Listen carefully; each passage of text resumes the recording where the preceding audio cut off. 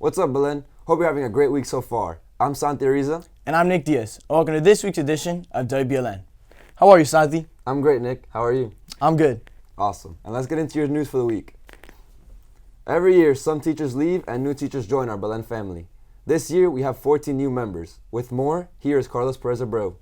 As the new school year begins, we see many familiar faces and some new ones. Mr. Daniel Rodriguez is familiar but still new in his new position as a philosophy teacher for seniors. So first off, I teach philosophy. I think that's relevant to what it means to be teaching here at Belen. For me, it means giving back to the community that I came from, and I would hope giving a reason for my students to see how philosophy is relevant to their lives. He also spoke about the difference between his times at Belen and the present. Okay, the biggest difference in Belen now compared to when I was here is probably technology. And I think that what I can use is my experience of what the culture was like here to be able to integrate the technology with what I expect from Belen, which is a lot of energy and a lot of shared experience. It's always great to have people like Mr. Rodriguez back around Belen roaming the halls. For WBLN, I'm Carlos Perez-Abreu. Thank you, Carlos. With the anticipation of the new chapel, the artwork has been on display in the Saladrigas Art Gallery. One image in particular will be the center point. We go to Luis Martinez to tell us what that is. The construction of Our Lady Belen Chapel has been underway for a while now, and since it is so close to completion, we asked Father Willie to give us a sneak peek of the progress of the construction, and of all the amazing works of art which will find their new home here in the chapel. So the corpus is one of the most fundamental pieces of our chapel because it's actually going to be the first thing you see when you walk into the chapel.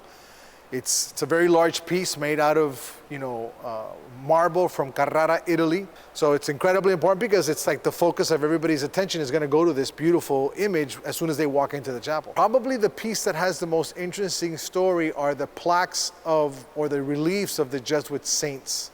They're actually pieces that were designed originally for the Jesuit church in Havana, Cuba. And the company who built that designed these wooden reliefs of Jesuit saints that went behind the altar. But years later, when I went to Spain to speak to the sculptors, they still had the models in storage, and they brought them out for me, and I was so impressed by them that I said, I'd like to have these reliefs done in marble so that we can put them in our church so that there's a connection between the Belen Chapel in Miami and the Jesuits in Cuba. Next, Father Willie takes us on a tour around the chapel, showing us where all the new art will find its home. This is the cross upon which the corpus is going to be hanging. As you can see that there's a window behind it. It's currently tinted, but that tint is going to be removed. The idea is for the sun to shine through the window and causes like a halo effect. Right here where I am standing is the altar, which is where it's going to be, also made out of marble. And overhead, you'll see the image, which has already been installed. It's the image of the Holy Spirit hovering over the altar. So right on this pedestal right here, right on top of this pedestal goes the image of Our Lady of Belen. She'll go on the top facing the altar over that way. Thankfully, Father Willie says that the chapel will be open very soon for Mass. I would say that sometime early second semester. For WBLN, I'm Luis Martinez. From strong storms and unprecedented flooding in the east, to extreme heat, historic droughts, and raging wildfires in the west. There's been another year of extreme weather not only across the country, but around the world. And some experts say they know us to blame. Hugo Dorda tells us more.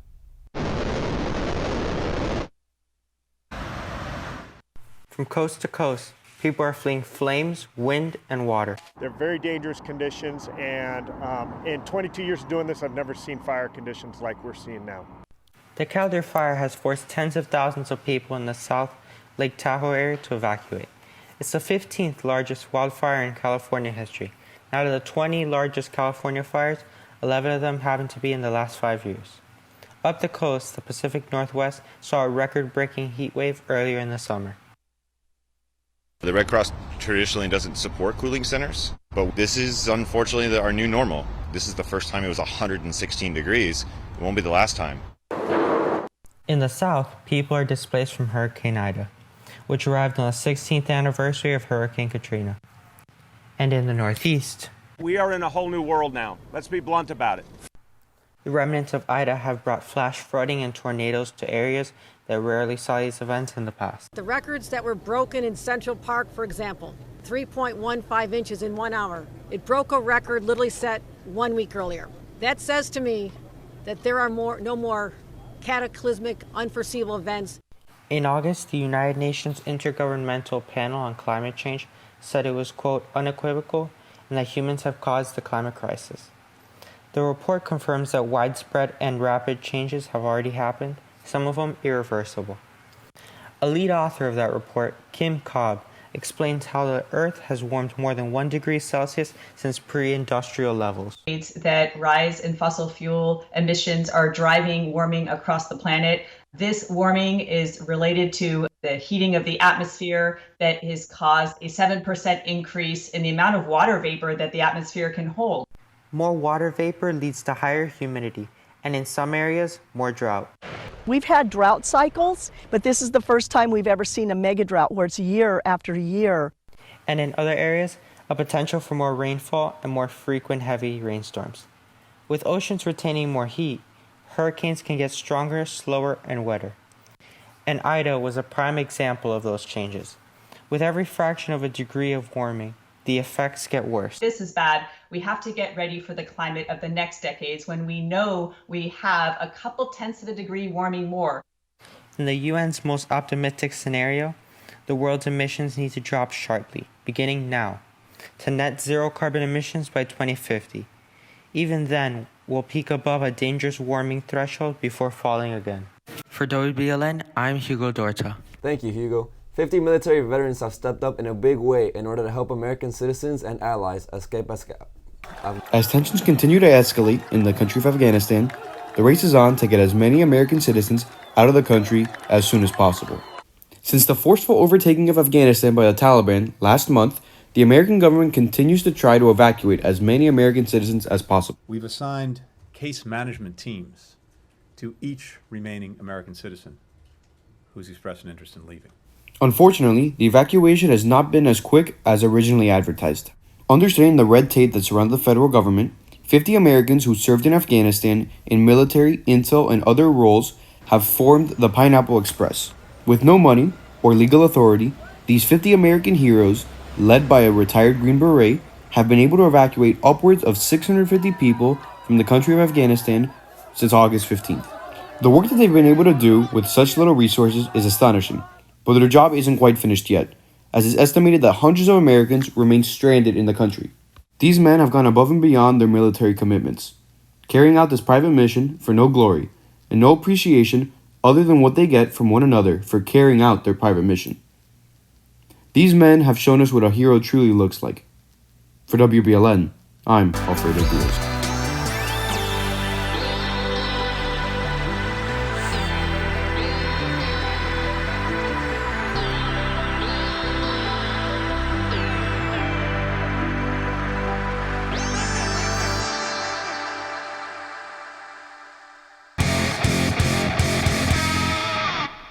What's up, Wolverines? I'm Jose Zaraluki, and here are your sports for today. This past Friday, the Wolverines varsity football team fell to LaSalle in a nail-biter, 8-7. Coming off of a tough loss, they look to bounce back this week against St. Brendan at home and improve their record to 2-1. Make sure to come out and support your Wolverines. Not many people mention them when talking about Belen sports, but the varsity bowling team opens up their season against Archbishop McCarthy on Thursday. The bowling team is bound for success for the upcoming season. Agent Fraga has more. When you think of high school sports, people often think about the big boys, soccer, football, basketball, and so on.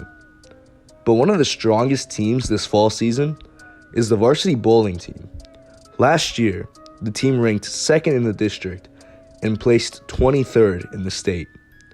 The team is looking to bounce back and take home the gold. So towards the end of last season, we had a pretty decent finish in the postseason. We placed second at districts and 23rd at states. Although those aren't the most appealing results, we fully expect to improve this year. We've been working all off season. We've had some great coaching. We've been working on our form, our power. We've gotten some brand new equipment, and we fully expect for all our hard work to pay off. We want to win districts and place a lot higher at states than anybody expects we will.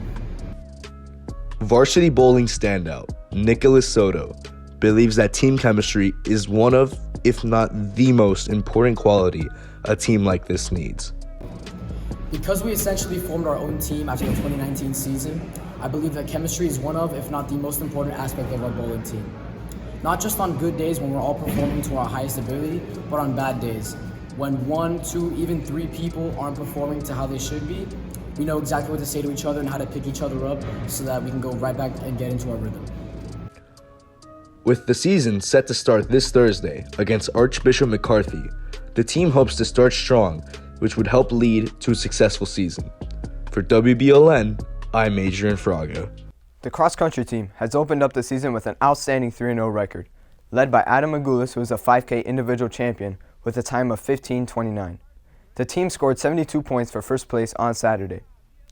The Miami Hurricanes football team squared off against Alabama in a highly anticipated season opener. The Canes lost to get to the Tide 44-13 and will look to get back on their feet this weekend with a tough home matchup against Appalachian State. On August 8th, legendary FSU football coach Bobby Bowden passed away. However, his spirit still lives on with the FSU team, as the FSU band paid a tribute to him at halftime this past weekend in front of a sellout crowd. FSU ended up losing to the Fighting Irish 41-38 in double overtime. That's it for sports. Now back to Nick and Santi. Thanks, Jose. Make sure to follow us on Facebook, Twitter, YouTube, and Instagram. And from all us here at WBLN, stay safe and stay golden, Wolverines.